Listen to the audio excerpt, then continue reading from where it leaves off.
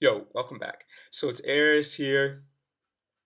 I finally finished editing the interviews for the sexual harassment series. Hopefully you've already seen the first 4 videos that I made where I talk about the issue.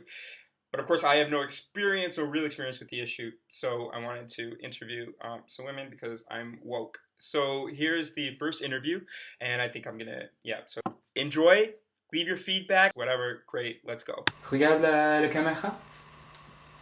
Parfait. Et du coup, le fond vert, tu vas mettre quoi après? Tu le laisses vert ou... Mais je sais pas Ah, parce encore. que par contre, fais attention, bon, j'ai les yeux verts, du coup, si tu mets un fond, j'aurai des yeux scintillants un peu. On dirait que je suis blanche, c'est drôle.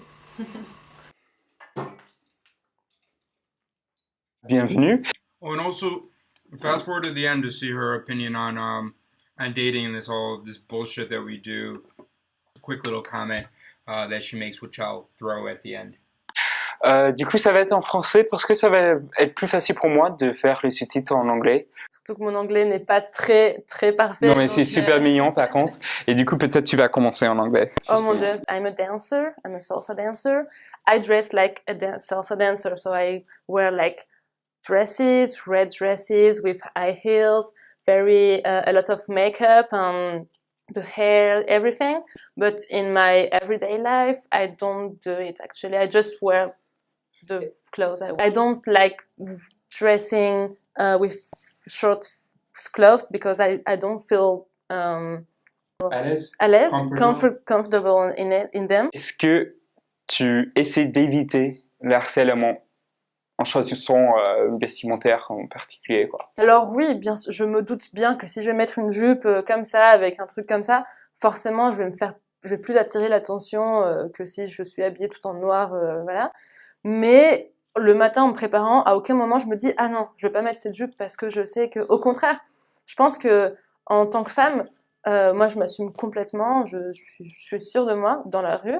Et si quelqu'un me fait une remarque, bah, tant pis pour lui, je l'ignore en fait. Je vais pas me dire « Ah non, il m'a dit ça parce que j'avais une jupe ». Non, tant pis pour lui, tant pis pour moi, voilà. Ça te dérange pas trop, enfin pas autant que ça, d'être D'attirer. Voilà, exactement. Alors, il faut savoir une chose déjà. Pour moi, le harcèlement, c'est quand quelqu'un vient te voir à répétition, donc c'est-à-dire de manière intensive et continuelle, pour te faire des compliments ou te dire des choses un peu plus sales.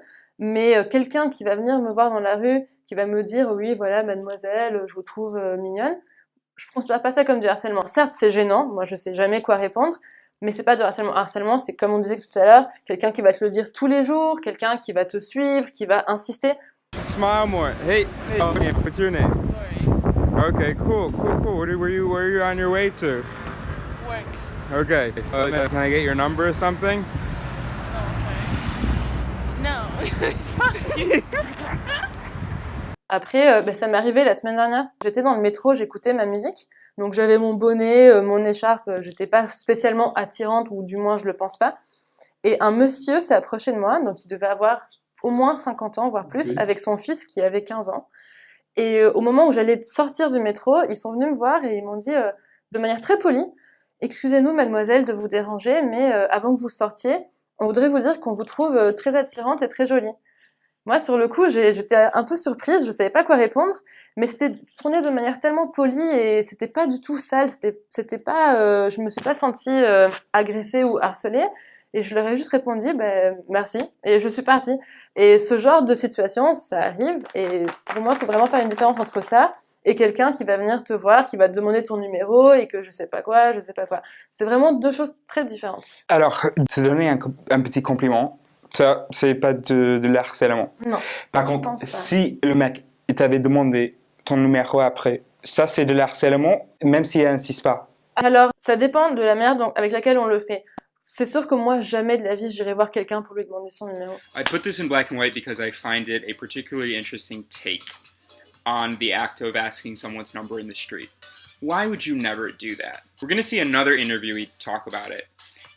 I would never walk down the street and verbally compliment someone on how they looked. And she really presents it as this really bizarre sort of imposition.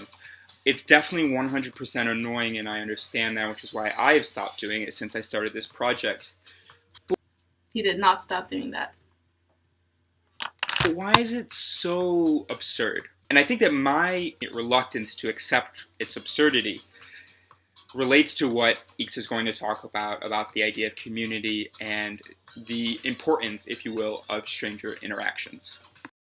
En revanche, je pense que c'est une façon de parler. C'est-à-dire que y a des gens, des hommes, on va dire, dans le cadre du harcèlement envers les femmes, qui vont s'imposer. C'est-à-dire qu'ils viennent, ils se sentent supérieurs en tant qu'être humain par rapport à un autre être humain, parce que finalement, c'est deux êtres humains qui interagissent.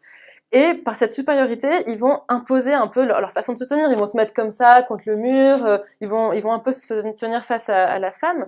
Et souvent, les filles sont un peu timides, elles sont comme ça. Et là, ils vont dire « Oui, donne-moi ton numéro ». Là, oui, c'est clairement du harcèlement. Si le monsieur dans le métro m'avait dit « Et donc, du coup, est-ce que je pourrais vous demander votre numéro ?» Clairement, c'est mal placé. On est d'accord qu'on ne demande pas son numéro à une inconnue, une jeune femme, en plus, dans le métro. Mais je ne l'aurais pas vécu comme une agression. Depuis des années, moi, je suis à la recherche de mon âme sœur. Et du coup, c'est vrai que ça m'arrive de demander dans la rue. C'est intéressant ce que tu dis parce que... Alright, here's the bit that I was referring to earlier. Effectivement, si jamais personne ne parlait à personne dans la rue, il n'y aurait même pas de société. En plus, moi, je suis étudiante en urbanisme, on étudie beaucoup les places publiques, le fait que dans les villes, il y a de la rencontre entre les différentes personnes. Et effectivement, je suis pour la rencontre. De là à demander le numéro de quelqu'un, c'est quand même son intimité, c'est-à-dire que avoir le numéro d'une fille, c'est pouvoir l'appeler à midi, à 20h, à 4h du matin, c'est quand même une intrusion dans son intimité. Donc moi, à ta place, je le fais pas parce que personnellement, j'aime pas trop... Donner Shut the fuck up! Donner le numéro. Du coup, moi je pense que... Why couldn't you just let her speak? Great. Un jeune homme qui voit une jeune femme ou I même don't un like vieux it because... qui est intéressé, il pourrait éventuellement l'inviter à prendre un café pour discuter, pour rencontrer la personne, et peut-être qu'après, si affinité il y a, ils pourraient s'échanger leur numéro, mais d'emblée, comme ça, moi, j'ai pas envie que quelqu'un puisse me contacter à n'importe quel moment. Voilà. Très bien. Ah, C'était... mince. Il y a bien moi qui avait... Ah, mince, bah t'aurais dû me dire. Ouais, en plus, moi, je m'en fous, hein, mais c'est vrai que... Ok, mais là, c'est bon. Est-ce que tu as déjà reproché Oui, reprocher. à un homme qui avait essayé de te draguer quoi, dans la rue? Oui, bien sûr. Justement, je vais en soirée de danse, même si moi je n'y vais pas pour draguer. Effectivement, c'est le soir, on va pour danser, on se montre. Donc là, que quelqu'un s'approche de moi pour me draguer, en soi, je m'y attends puisque voilà. En revanche, quand il est dimanche à 8h du matin, que je vais acheter mon pain dans la rue, que je suis en pyjama, c'est vraiment fatigant parce que j'ai pas que ça à faire et j'ai pas forcément mentalement la préparation à me dire « Ah, c'est vrai qu'il faut que je pense aussi à répondre aux éventuels intrus qui vont venir me voir. » Et justement, ça m'est arrivé encore la semaine dernière. Alright, so I've done my very best to record these different scenarios, these different stories that these women are recounting. It is not easy to find guys who are willing to pretend to be sexual harassers, even for a video against sexual harassment. So for this particular story, it was not possible. So here's what we're going to do instead. I am going to act all of the roles, and I'm just going to do their facial expressions, and then you are going to imagine the rest. All right, let's go. J'avais eu une journée très difficile sous la pluie, et le soir j'étais foncièrement fatiguée, j'avais pris les transports, c'était très compliqué. Et en arrivant en bas de chez moi, un peu plus loin que chez moi, des hommes ont commencé à me parler et à me dire « Viens avec nous, viens, on va faire une soirée ». Et d'habitude, moi, quand on me parle comme ça, je dis « Non, ça m'intéresse pas » et je m'en vais. Mais ce soir-là, j'étais tellement fatiguée, j'avais plus de force que j'avais pas la force de répondre et d'être vive d'esprit. Et je leur ai juste dit, les gars, s'il vous plaît, je suis fatiguée, laissez-moi, je veux juste rentrer, dormir. So this is something that I wouldn't have otherwise appreciated about street interactions, and this is something that I find particularly interesting. When you approach someone in the street, you are giving them a task. Not only are you distracting them from whatever they were working on mentally or whatever they were experiencing, you are now giving them a job, which is to prepare a response for you, to think about how to be polite and yet assertive at the same time. It's the same thing that when a homeless person may ask you for money. You act like you feel bad or whatever. Oh, so now this woman has to do that, oh gosh, I regret that I have to do this. And sometimes it can be taxing, just like when someone approaches us in the street. And sometimes we just ignore it. And then, of course, here, she was followed. Ils ont commencé à me suivre et à insister, etc. Finalement, je me suis réfugiée dans une pizza qui était à côté de chez moi et ils sont partis. On nous impose d'avoir toujours un bouclier. Et il y a des jours où on l'a pas, ce bouclier, parce que pour diverses raisons, on peut vivre un deuil, être malade ou que sais-je. Et quand on n'a pas ce bouclier-là, on se sent faible et démuni face à une intrusion d'inconnus qui, voilà. Donc, pour le coup, si on peut tourner autour de cette discussion de rencontrer des gens, moi, je considère qu'il faut arrêter. Aujourd'hui, on est au 21e siècle, on vit à travers les réseaux sociaux, la communication rapide. Il faut arrêter de tourner autour du pot. Clairement, quand quelqu'un me plaît, ben moi, je vais simplement voir la personne. Écoute, j'aime bien parler avec toi, tu me plais. Est-ce que ça te dit de prendre un café? On va prendre un café et s'il se passe quelque chose, tant mieux, sinon tant pis.